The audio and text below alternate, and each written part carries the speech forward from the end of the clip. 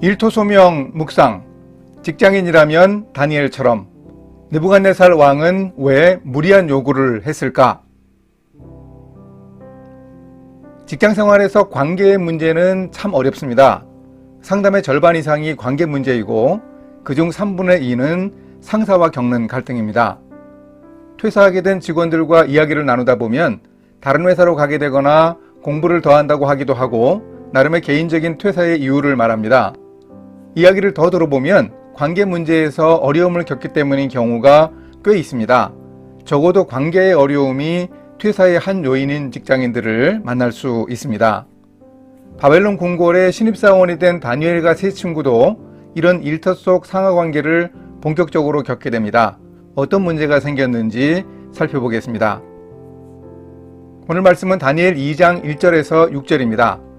느부갓네살이 다스린 지 2년이 되는 해에 느부갓네살이 꿈을 꾸고 그로 말미암아 마음이 번민하여 잠을 이루지 못한지라 왕이 그의 꿈을 자기에게 알려주도록 박수와 술객과 점쟁이와 갈대아 술사를 부르라 말하매 그들이 들어가서 왕의 앞에 선지라.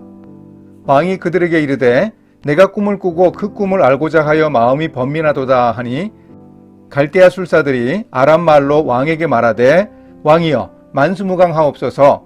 왕께서 그 꿈을 종들에게 이르시면 우리가 해석하여 드리겠나이다 하는지라.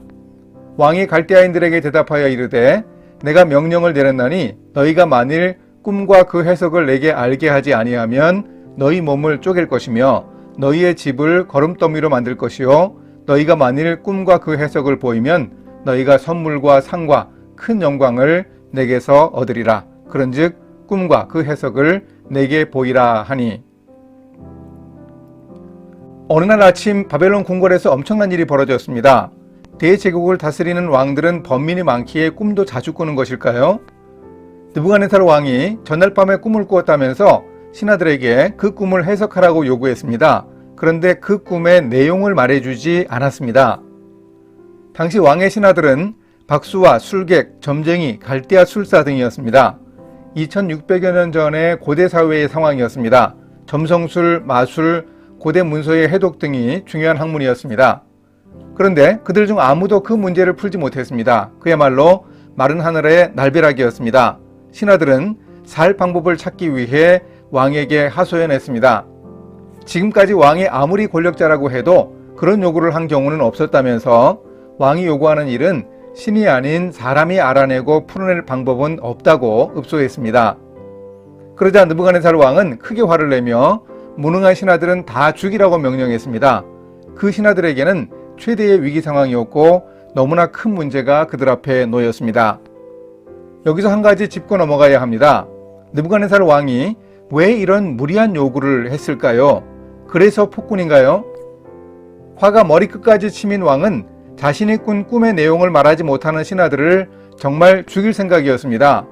처형을 지시받은 근위대장 아리옥을 붙들고 다니엘이 왜 그리 왕의 명령이 급한지 묻는 것을 보면 그저 신하들의 처형을 위협수단으로 삼으려고 했던 것은 아닌 듯합니다. 그러면 느부갓네살 왕의 무리한 요구에는 어떤 의미가 있었을까요? 나중에 다니엘이 꿈에 대해 왕에게 해석하면서 하는 말에 답이 있습니다.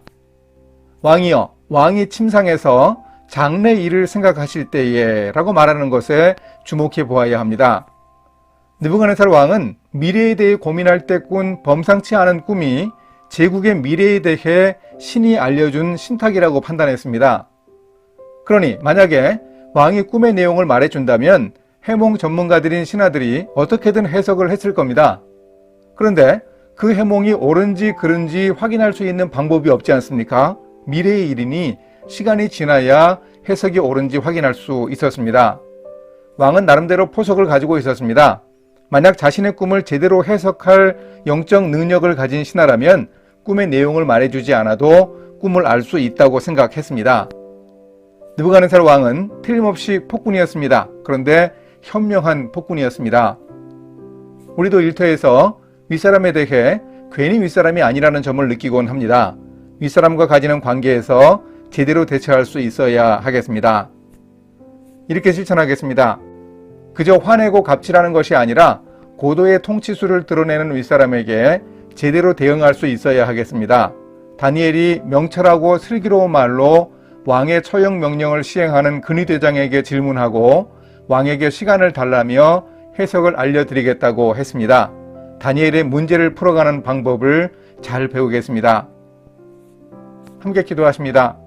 하나님, 일터에서 사람들과 갈등을 겪지 않을 수 없습니다. 윗사람인 왕에게 밀리면 안 된다고 생각해서 태도가 좋지 않았던 신하들과 달리 지혜롭게 대응해 문제를 풀어낼 수 있었던 다니엘의 용기와 책임의식을 배울 수 있도록 인도해 주소서. 예수님의 이름으로 기도합니다. 아멘.